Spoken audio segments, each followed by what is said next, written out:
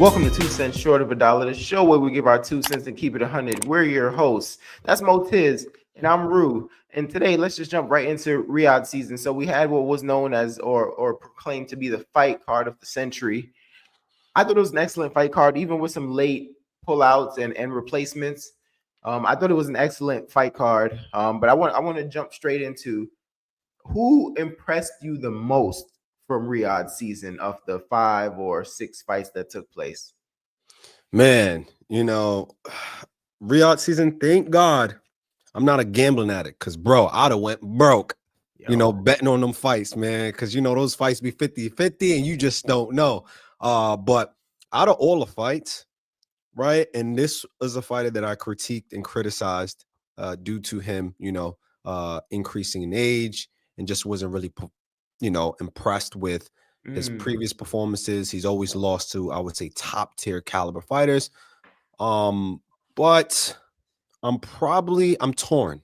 I'm torn because I was gonna go with Caleb Smith as the person that I was impressed by, right? But I think that fight had less to do with how he performed and more to do with his opposition and what he didn't do.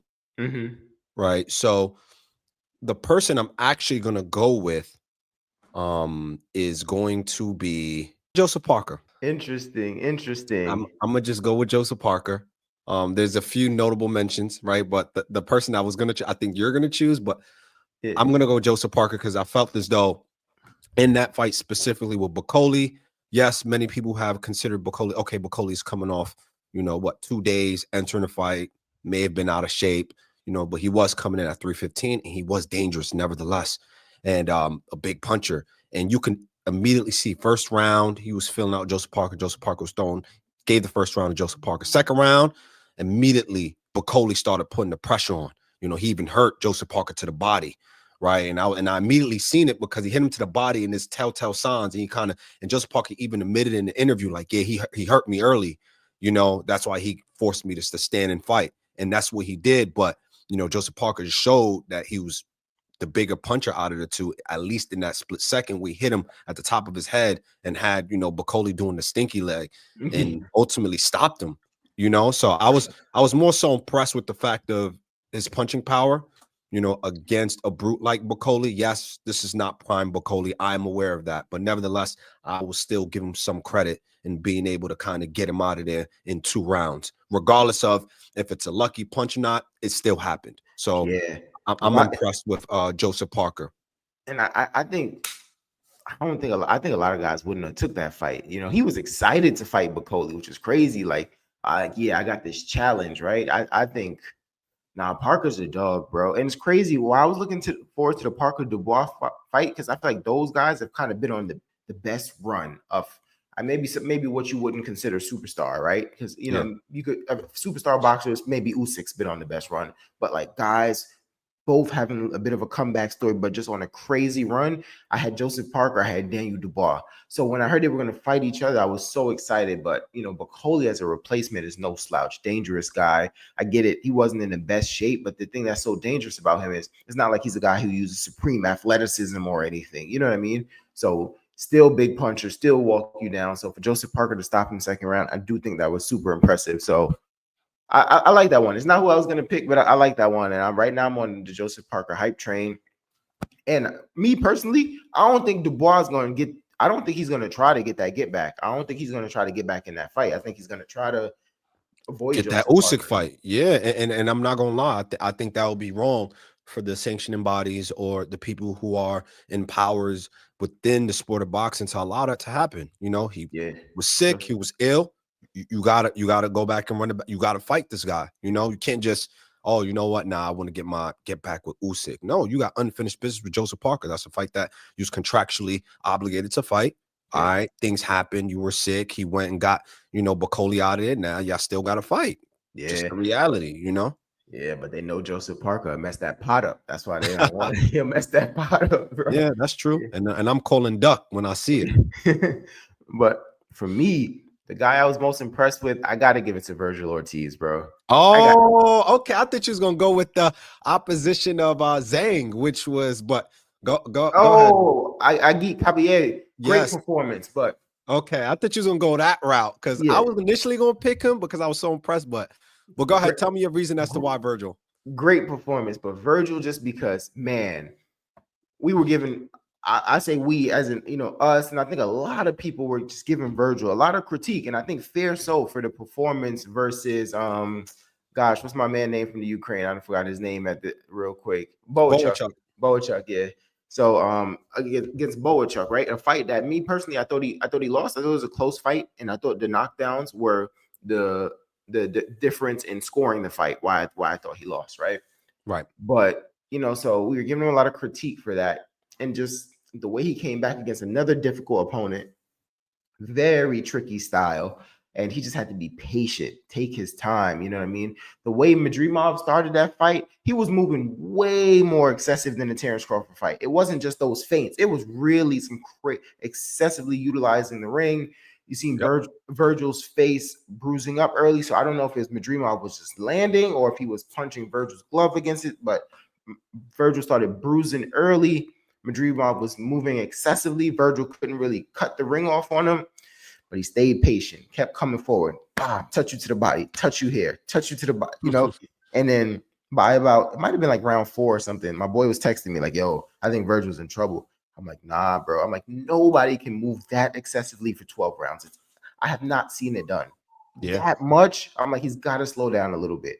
And slowly Yeah. but surely he did. He started to slow down. Virgil started touching him more. So just the patience Virgil employed, not being frustrated, dealing with a difficult style. Then he started putting some hits on Madrimov, and now Madrimov started running, but it didn't necessarily look like strategy. Now it looked like a bit of survival. You know what I'm saying? So, man, Virgil's just his pressure and his ability to eventually cut the ring off, touch you and slow you down and win that fight. And I think he won that clearly. Apparently there's some people on the internet saying it was a robbery and they think Madrimov won. I personally could not have seen him winning that fight. Yeah, I had it scored. I had Virgil winning the fight. I was actually talking to a friend of mine through social media. Us at my gym was like, yeah, I don't know how Virgil won. Madrimov won. He stood his ground at one point, and I was like, what? Were we watching him fight? I don't know about that, but I even went back to watch the fight too, right? Like the whole full sequence of the fight. I'm like, nah, but Yeah, and I mean, it has no indication to do with the other, but I thought Virgil actually won wider than Terrence won. And obviously, styles make fights, right? It was different styles. Like Terrence and Madrimov gave each other a lot of respect, right? So it was a bit of more of a chess game kind of fight. You know what I'm saying? Virgil, I can't really say he gave Madrimov, gave him some respect, but he was coming to get him. You know what I'm saying? Which was kind of what I said in my prediction too. I'm like, I think Virgil's gonna come and get him. You know what I'm saying? And so I'm just saying, like, this is not to compare Virgil to Terrence, but I'm just saying I thought he won it wider than Terrence won it. So that's why I was a little bit shocked when I started seeing people saying that it was a robbery, Madrimov won. You know what I mean? Yeah, I agree. Yeah, but all right. So Joseph Parker, Virgil Ortiz. Now, those were the fighters we were most impressed with. Who were we least impressed with? I will say I'm gonna go with Zhang. That's my Oof. number one option, man.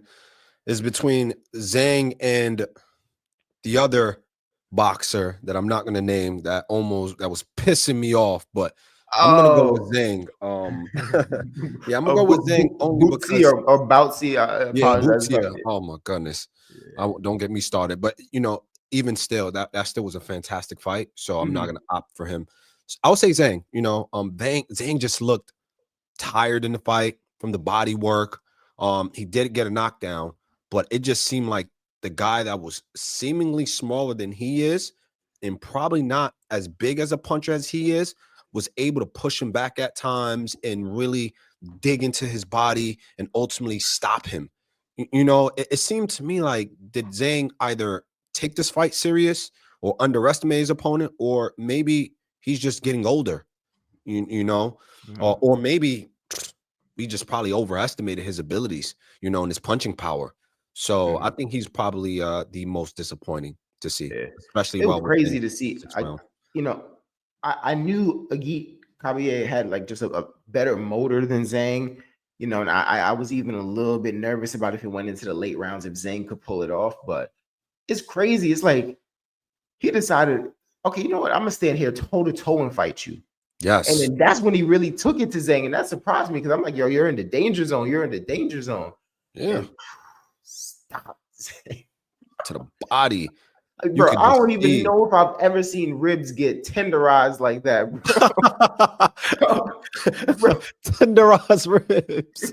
bro. That was insane. So no, I'm with you there. I'm with you. I was disappointed in Zhang, but for me, I'm gonna say that I was most disappointed with is Hamza Shiraz Okay. versus Carlos Adames because I mean I feel like this was your coming out party, right? This was your title shot. People are watching. Like this was your time, and he just never showed me anything. Right? It's just like he like I mean he what did he end up getting like a draw or something or Draw. Yeah. yeah, you know what I mean? But me personally watching that fight, and I saw Sean Porter. I think Sean Porter had Hamza winning, or he was good with the draw. And then, Sean Porter was going on a rant about how, like he knows how to score fights properly. I didn't see it, bro. I thought Adames won that fight clearly. I just didn't think Hamza, he never stepped on it to me. Like I do think there was some times where Carlos was coming in, he would land a clean shot, but he never came with anything else. He never capitalized, never stepped on the pedal. And I do feel like he had opportunities to really win that fight. And I feel like it's like he was just either too laid back. I heard something about he may have hurt one of his hands, but it didn't feel like a guy who wanted it. Young, strong guy. You're 6'3", fighting at 160, so you having an advantage over some guys, right? It just never really felt like he wanted it, right? Mm-hmm. I don't want to compare him to Fundora just because they have similar builds, but like I don't know. I guess it just reminded me. I guess I have to because the builds kind of remind me of one another. But like when Fendora's in there, man, like that dude wants it, bro. It's like he takes off the Clark Kent glasses and he really, you know what I'm saying? I just never really felt that urgency from Hamza, and that was just like disappointing to me personally. Yeah, yeah. No, I definitely feel you. Quick question. Mhm. Not to pivot too much, but in that fight, Turkey's getting backlash for essentially telling, Hamza, like, hey, you're down on the scorecards. You know what I mean? To try to like get him, Mhm.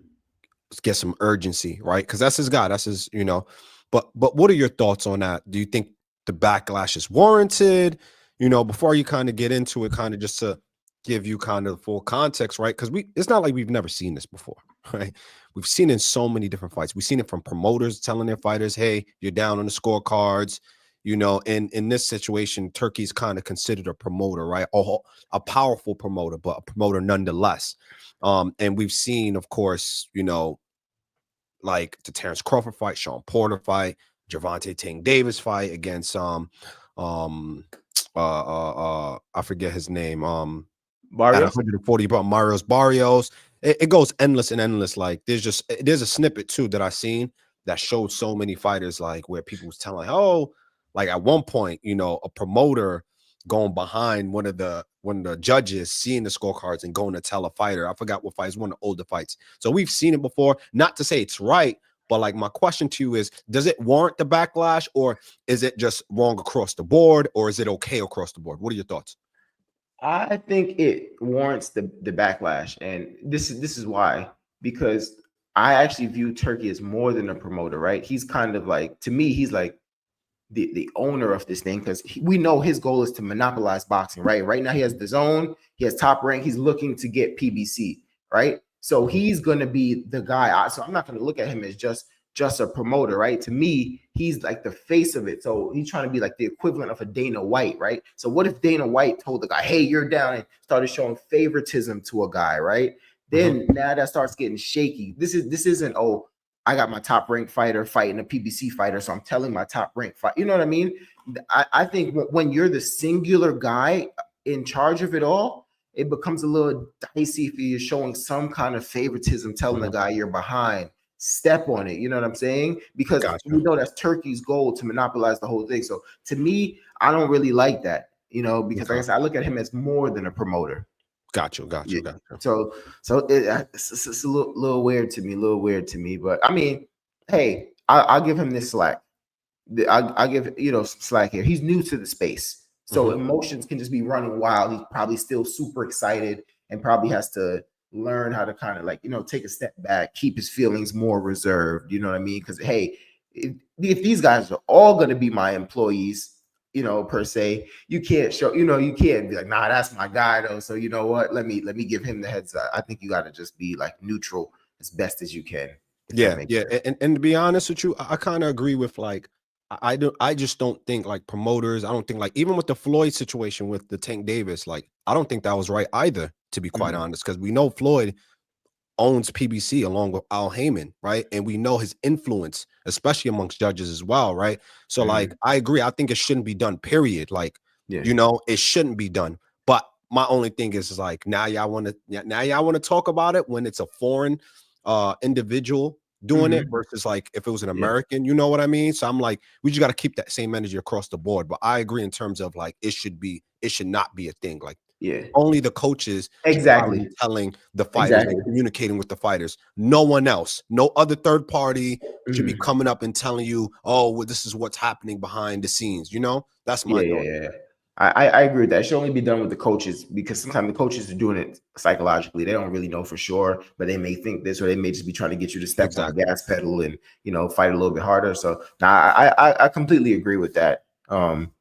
Yeah. And another fight I want to talk about is, and I think this guy is probably getting the most flack coming out of Riyadh season, but I'm not really surprised by that. Shakur Stevenson versus Josh Padley, right? Like people are saying you were fighting the electrician, and I was laughing, but I didn't realize that that guy was really an electrician. I didn't realize that. Yeah, But he worked. That's a side hustle, side job. yeah, Well, main job, I but guess. nevertheless, like when you seen Josh Padley early in that fight, that dude could fight. I ain't saying he's elite top tier, but he's not no just off the street person. Like that dude has fighting skills. So he's a real boxer. He was undefeated. You know what I Yeah. mean? So I just like I said, I thought they were just being, funny and facetious. I didn't realize he was actually an electrician. But Shakur gets the stoppage. I think ninth round stoppage. Yeah. Some questions about the hand still, but like what did you make of Shakur's performance there? I think with everything included, with his hand injuries, I didn't see him getting a stoppage because of his hands, which showed in the fight. He hurt both his hands in the fight. And he still got the stoppage. So I Mhm. do think he should deserve some credit there. Yeah, Some people won't be satisfied no matter what he does. If he was to get him out there in 2 rounds, about oh wow, he was an electrician. You should have gotten him out in 2 rounds, right? So it's kind of lose-lose for him. But yeah, nevertheless, at least he did get the stoppage, regardless of how his hands felt in the fight. So I think it was a yeah. good performance. He did what he And was supposed to. and I mean, I'm about stoppages, bro, but I mean, everything doesn't have to be a stoppage. I do think when you're far vastly superior than a guy, like yes, you should probably stop him, but everything Right. doesn't have to be measured in stoppages. You know what I'm saying? What I Mhm. thought was important, like in that mid-range distance, Shakur looked really sharp in spurts, right? Looked really sharp, which he usually does. So we know that's still there. You know what I mean? Defense was solid. Mhm. I mean, I didn't really see the CompuBox. Not that I completely follow CompuBox, but I think he probably got touched more than he usually gets touched because he would like light Padley up, and then instead of retreating, Padley would just kind of like swarm him and touch him. So And he would stay there. Yeah, he would yeah, stay there. Padley was game to fight, and that was actually an interesting strategy to me because usually, like I said, Shakur's excellent in that kind of mid-range distance, right? Usually lights people up and then gets a chance to kind of reset because people will back off. So that Mhm. was kind of interesting to me because what it told me is even though he was lighting him up, he wasn't hurting him that bad, except to the body. Sometimes we've seen him slow down to the body, and I think that has a little bit to do with Padley didn't really have a training camp, so he wasn't necessarily in full fight shape. So when you Yeah. kind of get hit to the body, takes the wind out of you. But like when I'm talking about when he was getting punched in the face, the fact that he was kind of able to like rush in and throw those flurries afterwards kind of told me that Shakur wasn't really hurting him. And then it just made me think like, what if he fought somebody who was a bigger puncher that employed that strategy? That would actually be an interesting bout, right? Because now you give Shakur a little bit more to think of, and you kind of force his hand to fight a little bit more. You know what I mean? So I just Mhm. think stylistically, some things that Padley did was interesting, but I mean, yeah, Shakur clearly won that fight. I mean, he got the stoppage, so there isn't really much to talk about. But obviously, people want to know when he's going to get in there with Tank, if he's going to get in there with Tank, right? That's where the criticism comes from, and he doesn't fight like Tank, right? And if you pay attention, a lot of Tank's knockouts come late too. It's not necessarily just knocking people out in round 1, round 2. You know what I mean? Yeah, yeah. It's you know, he pounces when his adversary start to wane. You know, that's the tactic he uses. But yeah, yeah.